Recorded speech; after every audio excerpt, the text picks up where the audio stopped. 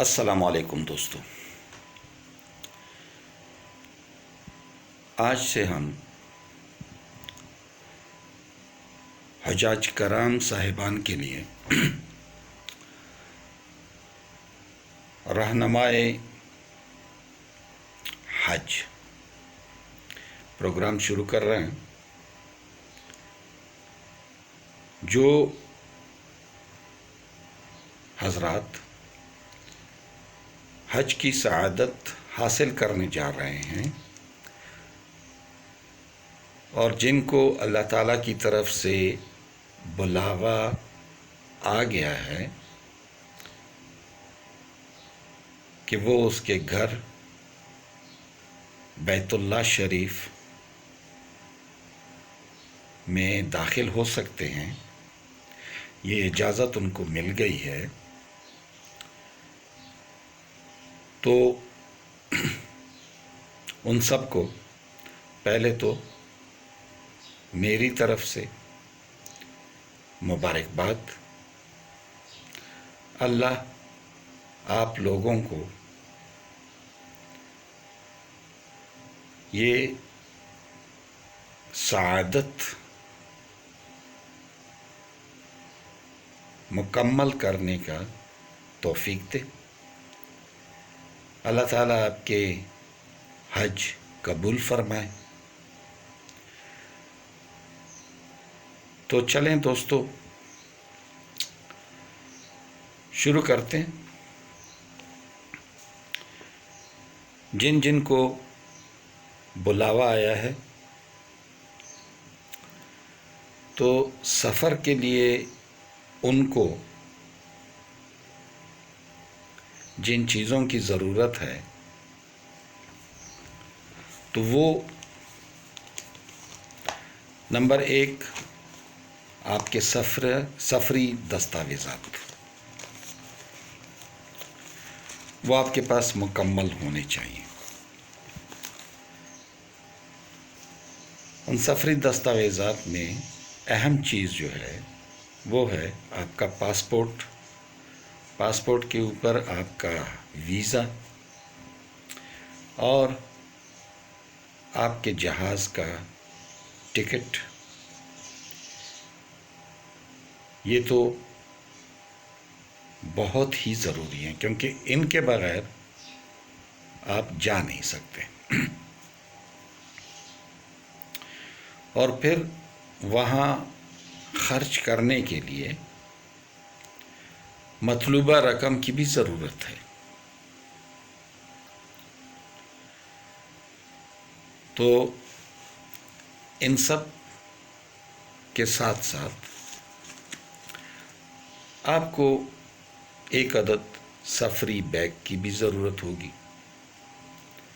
تو آپ ایک سفری بیگ وہ بھی لے لیں۔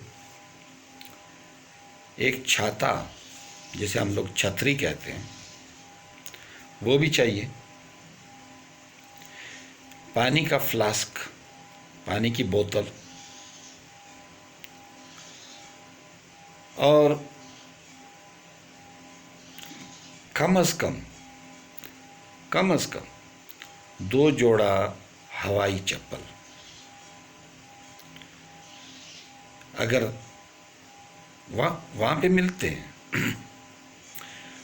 وہاں بیچنے والے حرم کے آس پاس پھرتے رہتے ہیں اور ساتھ میں بازار بھی ہے، وہاں بھی ملتے ہیں، مگر اچھا ہے کہ آپ کم از کم 2 جوڑا ہوائی چپل اپنے ساتھ لے لیں۔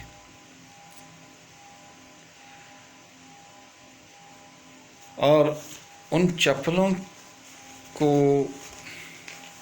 ایک تھیلی کی بھی ضرورت ہوتی ہے،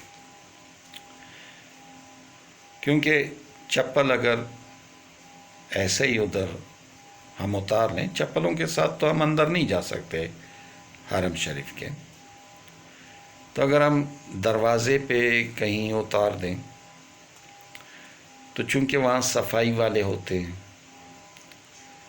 وہ گندگی وہاں پہ نہیں چھوڑتے۔ ہر وقت آپ جب وہاں جائیں گے تو آپ کی نظروں میں ہوں گے، وہ آپ کو نظر آئیں گے، وہ ہر وقت وہاں کے جو عمال ہیں، جو مزدور ہیں، وہ لگے ہوتے ہیں صفائی کرنے میں۔ تو اس صفائی میں چپل مسپلیس ہو جاتے ہیں، تو پھر کوئی کسی کی چپل اٹھا لیتا ہے، کوئی کسی کی چپل اٹھا لیتا ہے، اور بہت سارے ایسے ہوتے ہیں۔ میں جب بھی وہاں گیا، جتنی بار بھی وہاں گیا، تو میرے چپل وہ کوئی مطلب مجھے نہیں ملتے تھے، تو میں احتیاطاً کسی دوسرے کے چپل پہننے کے بجائے وہاں چپل خرید لیتا تھا۔ میرے ساتھ میرے دوست تھے یمن کے، وہ مجھے بار بار کہتے تھے کہ دیکھو سب لوگ پہنتے ہیں، دیکھو ہم نے بھی پہنے ہوئے ہیں، مسپلیس ہو جاتے ہیں صفائی میں، وہ لڑکتے پھر پتہ نہیں کہاں تک پہنچ جاتے ہیں۔ تو ہم تو اس علاقے میں ڈھونڈتے رہتے ہیں، پورے حرم کا تو ہم چکر نہیں لگا سکتے، تو ادھر جو چپل میسر ہوں وہ ہم پہن لیتے ہیں، تو آپ بھی پہنو۔ میں نے بولا نہیں، میں کوشش کروں گا جب تک ہو سکے۔ تو پھر ایک بار ایسا ہوا کہ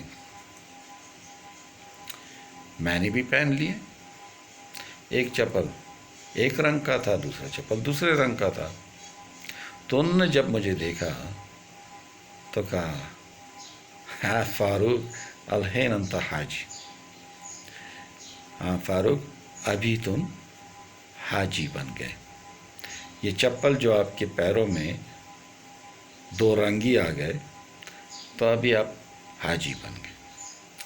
تو دوستو، ان چپلوں کو رکھنے کے لیے ایک تھیلی وہ چاہیے،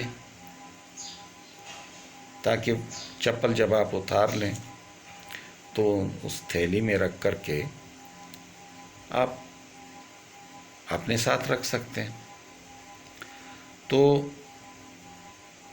کم از کم 2 جوڑا احرام کے، ایک احرام میں 2 چادریں ہوتی ہیں، کوشش کریں لٹھا کی چادر کے احرام ملیں، اور اگر تولیے کے کپڑے کے احرام سفید رنگ کے وہ ملے تو وہ بھی بہتر ہے۔ تو کم از کم 2 جوڑا احرام کے ساتھ میں لے لیں، کیونکہ اگر ایک جوڑا آپ کا میلا ہو جائے تو آپ اس کے صاف ہونے تک دوسرا جوڑا جو ہے وہ آپ پہن لیں۔ تو کم از کم 2 جوڑا احرام، اگر 3 کر سکتے ہو تو بہتر ہے۔ کھانے کے لیے چنے اپنے ساتھ رکھیں۔ حج میں یہ ہوتا ہے کہ کھانے پینے کا کسی کو دھیان نہیں رہتا ہے، عبادات ہوتی ہیں، تو اگر چنے آپ کے جیب میں ہیں تو زمزم کا پانی تو وہاں پہ بسیار، تو آپ چنے کھا کر کے تھوڑے تھوڑے، اور آپ کے وضو ٹوٹنے کا بھی زیادہ خطرہ نہیں ہوگا، تو آپ چنے اپنے ساتھ رکھیں یا خشک میوہ جات اپنے ساتھ رکھیں۔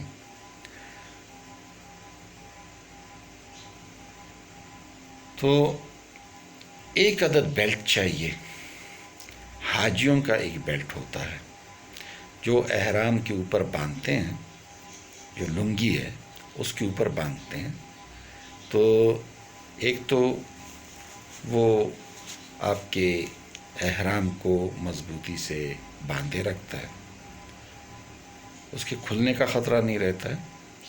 دوسرا، آپ اپنے سفری دستاویزات اس میں رکھ سکتے ہیں، آپ اپنے خرچ کی مطلوبہ رقم اس میں رکھ سکتے ہیں.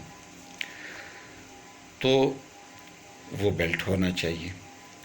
صابن بھی اپنے پاس رکھیں، عطر بھی رکھیں، کنگھا بھی لیں، تیل بھی لے لیں، تولیہ، پانی اور چائے پینے کے لیے مگ، پلیٹ، اور ساتھ میں اگر گلاس ہے، نہیں تو مگ سے کام چل جاتا ہے، اگر گلاس بھی سامنے پلاسٹک والا ساتھ میں لے لیں تو اچھا ہے. اور پھر جو تاریخ آپ کو دی گئی ہے، مقررہ تاریخ اور مقررہ ٹائم، اس پہ آپ ایئرپورٹ پہنچیں اور پتہ کریں کہ آپ کی فلائٹ، وہ تو آپ کے ٹکٹ پہ لکھا ہوگا، کہاں کی ہے. آپ کی فلائٹ جدہ جا رہی ہے، یا آپ کی فلائٹ جو ہے وہ ریاض میں اتر رہی ہے، یا آپ کی فلائٹ مدینہ جا رہی ہے، تو وہ آپ پتہ کریں کہ آپ کی فلائٹ کہاں جا رہی ہے. ہم بنگلہ دیش، ہندوستان، انڈیا، یہ نیپال وغیرہ ہو گئے، اور سری لنکا یا ملائیشیا، انڈونیشیا، پاکستان، افغانستان، ان لوگوں کے یہ ہوتا ہے کہ اگر فلائٹ جدہ میں اتر رہی ہے تو جو میقات ہے وہ کراس ہو جاتا ہے. تو اس کے لیے بہتر یہ ہے کہ احرام اپنے اپنے یہ جو ایئرپورٹس ہیں وہاں سے ہم باندھ کے جائیں اگر جدہ فلائٹ اتر رہی ہے، کیونکہ وہاں پہ جو میقات ہے یلملم، یہ جب ہم جدہ پہنچتے ہیں تو وہ میقات کراس ہو جاتا ہے. بحری جہاز والے جو جا رہے ہیں وہ اگر جدہ سی پورٹ پہ اتر رہے ہیں تو ان کو اتنا ٹائم ہوتا ہے کہ وہ جب میقات آتا ہے تو جہاز والے ان کو انفارم کر دیتے ہیں. ہوائی جہاز تو بہت تیز جاتا ہے، تو وہ جہاز میں اپنا بحری جہاز میں اپنا احرام باندھ سکتے ہیں یلملم کے مقام پہ. تو یہ جو ہوائی جہاز والے ہیں یہ اپنا احرام اپنے اپنے جائے روانگی والے ایئرپورٹ سے باندھ کے جہاز میں سوار ہوں. یہ بہتر ہے، کیونکہ ایسا ہوتا ہے کہ جہاز والے اناؤنس تو کر دیتے ہیں، مگر جب تک آپ احرام پہنیں، احرام باندھیں، تو اس وقت تک میقات کراس ہو جاتا ہے. تو اس طرح سے پھر جرمانہ بھی آ سکتا ہے، آ جاتا ہے جرمانہ، کیونکہ میقات جب آپ کراس کر لیں، یا تو پھر آپ نے اترنے کے مقام سے پھر میقات کی طرف جانا ہے تو وہاں سے آپ نے احرام باندھنا ہے. مگر یہاں سے آپ باندھ کے جائیں گے تو وہ دم کا جو خطرہ ہے وہ نہیں رہے گا. دم مطلب قربانی ایک بھیڑ کی، ایک بکری کی، یہ قربانی، تو وہ پھر نہیں رہے گا. تو آپ اگر احرام باندھ کے جائیں گے اپنے اپنے ایئرپورٹ سے، ہاں اگر ریاض میں آپ کی فلائٹ اتر رہی ہے تو آپ احرام، وہ جو میقات ہے وہ آپ کراس نہیں کر رہے ہیں، تو آپ کو احرام باندھنے کی ضرورت نہیں ہے. اور اگر آپ کی فلائٹ پہلے مدینہ جا رہی ہے تو آپ کو احرام باندھنے کی ضرورت نہیں ہے. آپ مدینہ میں اتریں گے اور وہاں سے جب آپ مکہ جائیں گے تو راستے میں میقات آتا ہے، تو آپ وہاں سے پھر احرام باندھ سکتے ہیں. تو دوستو آج یہاں تک. کل احرام باندھنا اور میقات، اس پہ بات کریں گے. تو اس وقت تک کے لیے اجازت. اللہ حافظ.